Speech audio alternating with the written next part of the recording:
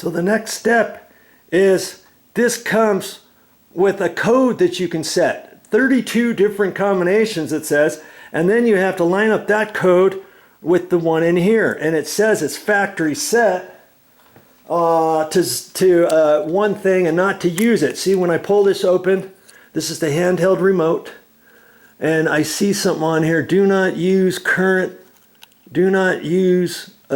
factory setting. Please set the dip switches to the battery compartment and on the receiver to the same unique code or return. I can't read this thing. Same unique pattern.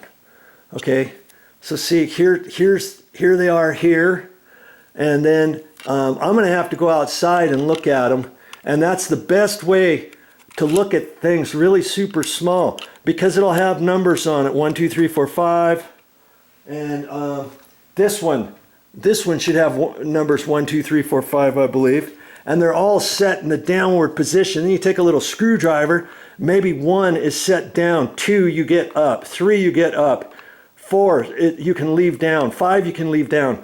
And if you do it that way, then you have to do the same thing with this one. 1 down, 2 up, 3 up, 4 down, 5 down, and then that's your combinations. You see what I mean? So I've got to set that. I need to set that before I slide that up there, because once I slide that up into the position, I'm not going to be able to get up there to change the code very easily, am I? And that goes to, if you ever have an issue later on down the road and you're getting frequent interceptions, static or something, and you know it's not the battery, you've replaced the battery in here and you're still getting certain things like, how come it's not coming on? You could reset it, but you're going to have to get up there and then you're going to have to reset this code. And you may have to, you're probably going to have to disconnect all the wiring to this. Remember how it's wired, and pull this down, reset this and to a different combination, and set your handheld remote to the same combination. You see what I mean?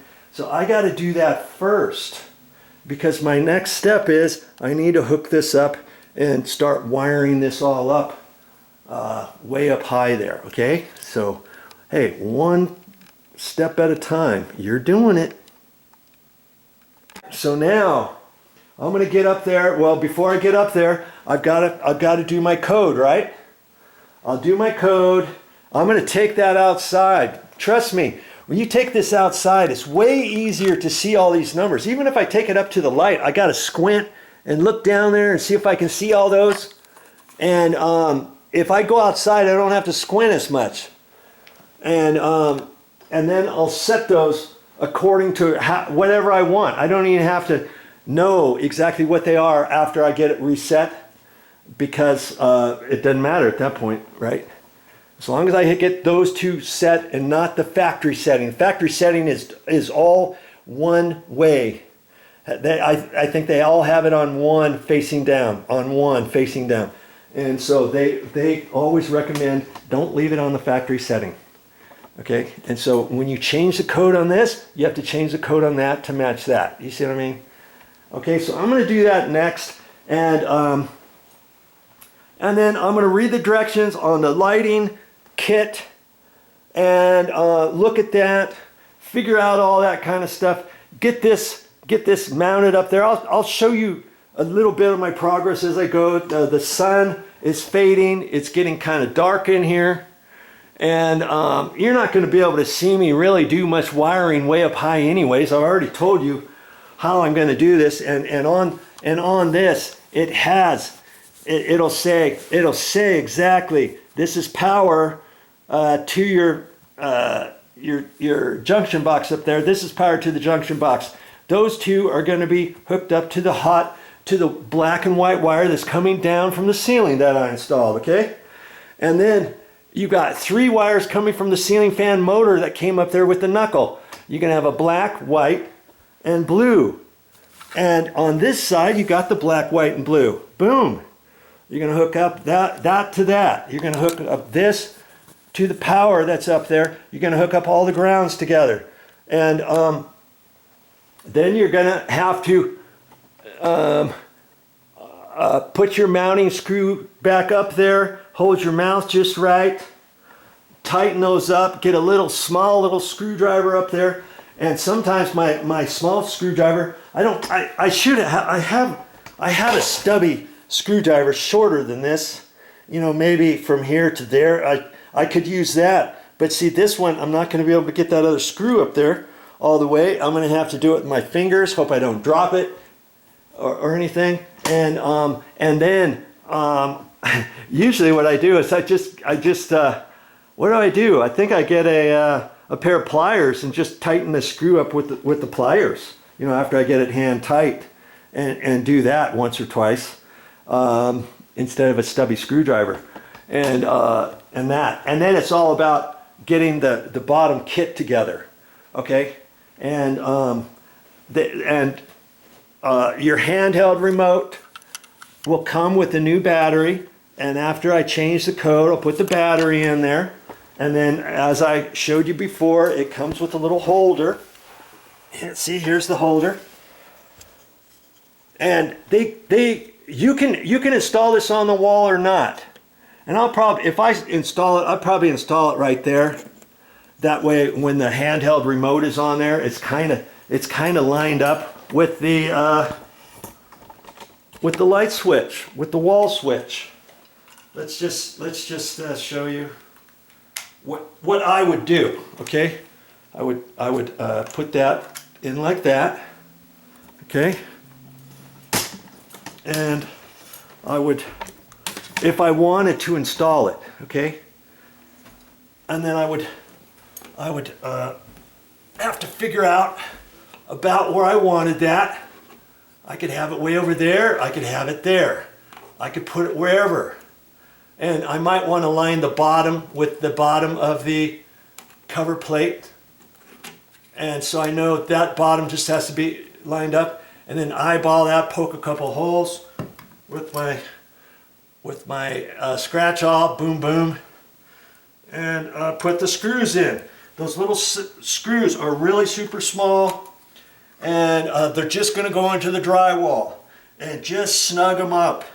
Okay, if you tighten them too much, they're just going to spin, and then this whole thing's going to be loose and cattywampus and stuff. If it becomes loose later on down the road, then I can take those little screws out, put some very tiny, itsy bitsy, tiny weensy little plastic anchors in there, and put those screws back in.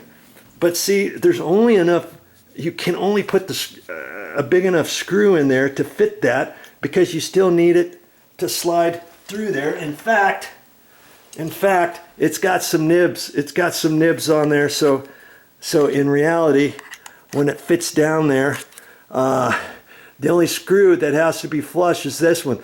If you had a bigger screw, you could put a bigger screw in that one and a plastic anchor, even if that sticks out a little bit. This is going to miss it, just barely. You know, not by much. Okay. So, see, you can only put so big of a screw in there. But so I'm just gonna, if I wanted to put it there, I could put it there. Now, there's no rule to say you can't put it somewhere else. I mean, I could put it off the wall over here if I want. I could put it over here by the bed if I want. I could maybe not install it at all and leave it with my little direction sheet, my warranty, my extra screw, and then I can just set this. I can just set this over here, okay? And it just lays there like a TV remote, you know. But if you have kids or something, trust me, after a week, you're not going to know where the handheld remote is. You're always going to be saying, hey, where's the remote? Nobody knows where the remote is. Look underneath the bed, look underneath here. Look in the other room, maybe look in the bathroom, look in the closet, look outside, who knows where it's at? You know what I mean? But I can still have the bracket, I can still put the bracket there, and then whoever stays here, this is a guest bedroom for people who come to stay at our house. If they don't want it, it'll be there, and then if they want to just take it off the little stand and set it over there, they can. When they're going to bed, if they want to turn the light on, they can. If they want to turn the ceiling fan down, they can. If they want to turn it another direction, they can. If they want it,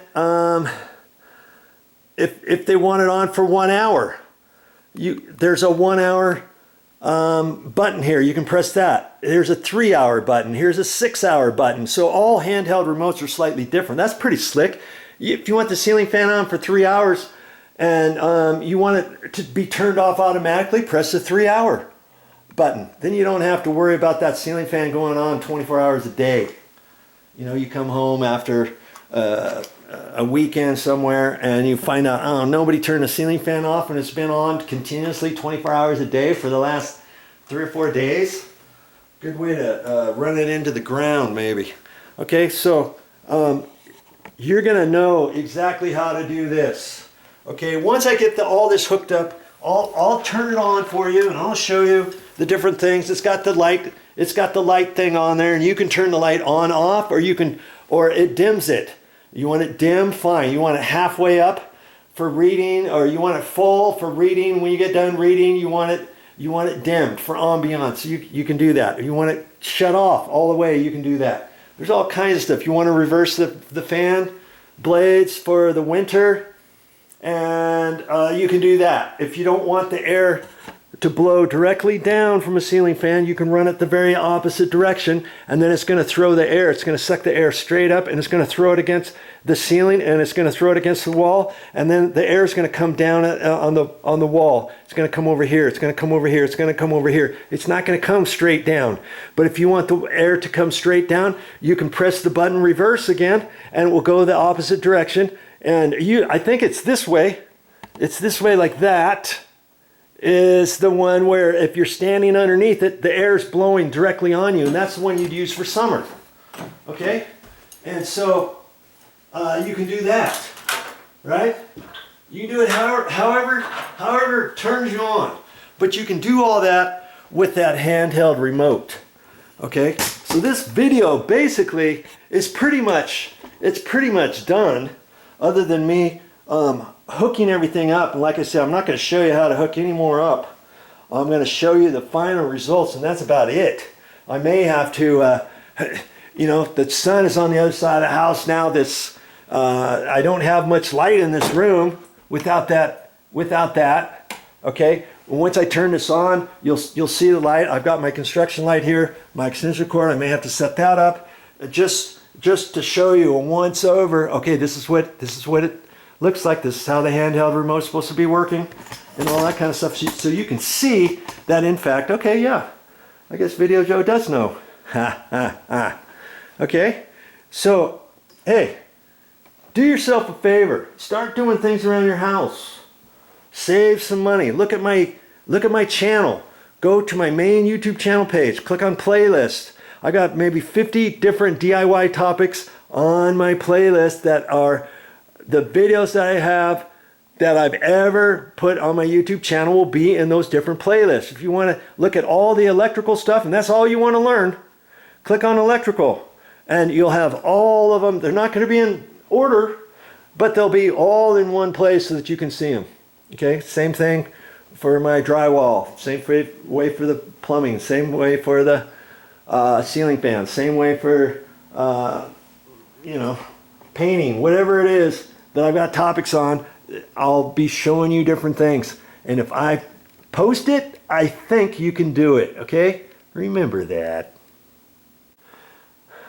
Okay, now that I've got it this far and my wife is upstairs, do I dare go up there and ask her if she likes the color? Because what if she hated the color after she said use this color? Hey, I don't have anything wired up. Yes, I would have to take all that stuff that I showed you already. I'd have to take it all back apart, take it down, flip the blades over. I kind of like the darker blades, but I think she'll like it. But I'm going to go up there and show her, have her come down anyways. Now that it's up, I think it goes okay with this room. You know, the lamps are white and silvery kind of.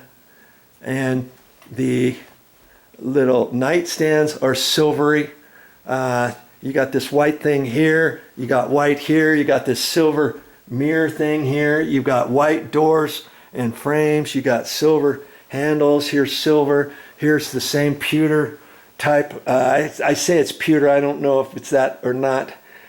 It could be something else, but that looks almost the same color. That handle looks almost the same color as the rest of this. It looks clean, you know. I think it'll be fine.